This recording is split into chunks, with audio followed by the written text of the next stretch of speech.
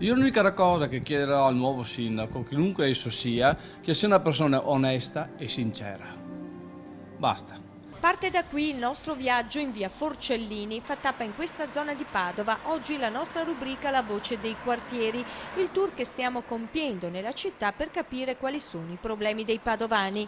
Il nostro obiettivo è naturalmente quello di coinvolgere i candidati sindaco, facendo ascoltare loro la voce dei residenti. E allora sentiamo che cosa lamentano i cittadini di via Forcellini. Al futuro sindaco, lei che cosa chiede?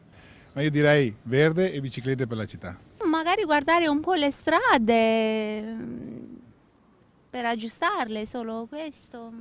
E ancora anche un po' di più verde. Che ci sia molto più verde, molti più parchi anche per i bambini. Noi abbiamo acquistato in questa zona per far vivere mia figlia che sta studiando nella città di Padova e un po' i servizi, i pullman mi lamenta, poi magari un po' più di vigilanza la sera perché essendo ragazza insomma.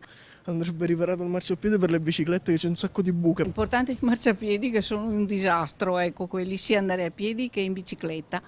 Dopo tutto il resto ci vorrebbe un po' di più, non so, un mercatino, qualcosa di più, anche di domenica è troppo isolato qua.